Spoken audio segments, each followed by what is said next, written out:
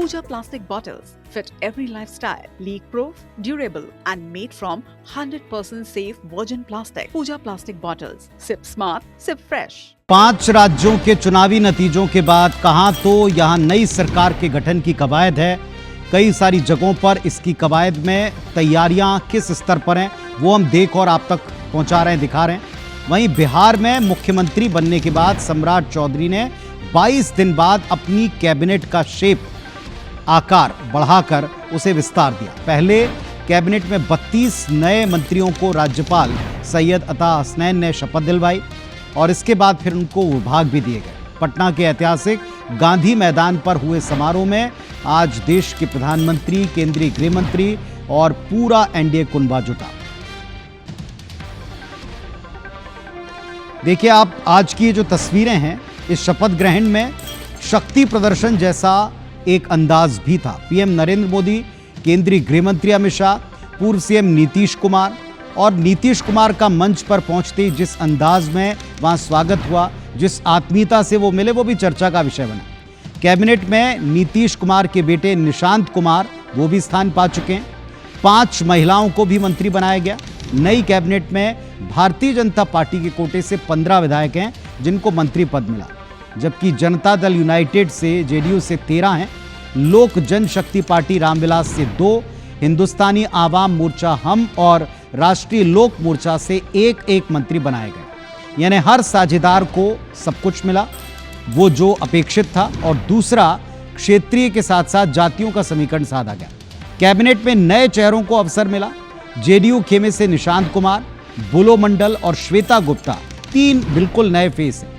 वहीं भारतीय जनता पार्टी से 4 नए चेहरे शामिल किए।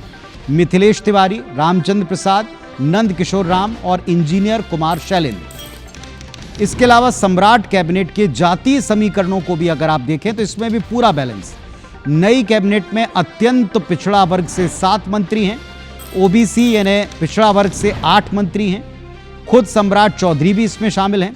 दलित वर्ग से 7 चेहरों को मंत्रिमंडल में जगह दी गई और सवर्ण से 9 मंत्री बनाए गए हैं। भूमिहार, ब्राह्मण, राजपूत, इनका भी बैलेंस इसके अंदर दिखता है। अल्पसंख्यक समुदाय से 1 मंत्री बनाया गया है, यानी पूरी तरह से बिहार के हर फैक्टर और समीकरण को इसमें साधने का प्रयास किया गया। और इसीलिए आज कहा गया कि विपक्ष के पास शुरुआती तौर पर एक जो मुद्दा होता डिसबैलेंस का, वो छीन लिया एनडीए ने और सम्राट चौधरी की सरकार।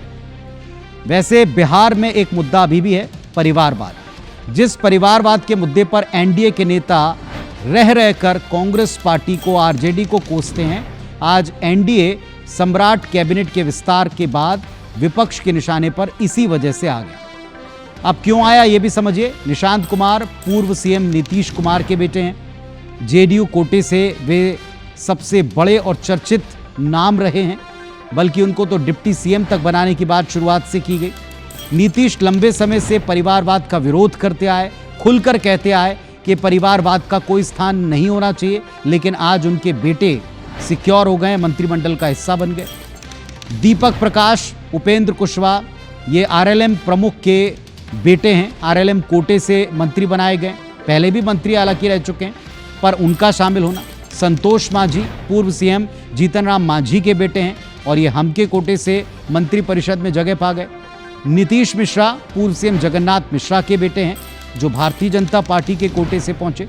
श्रेयसी सिंह पूर्व केंद्रीय मंत्री दिग्विजय सिंह की बेटी हैं, भारतीय जनता पार्टी के कोटे से मंत्री बनी।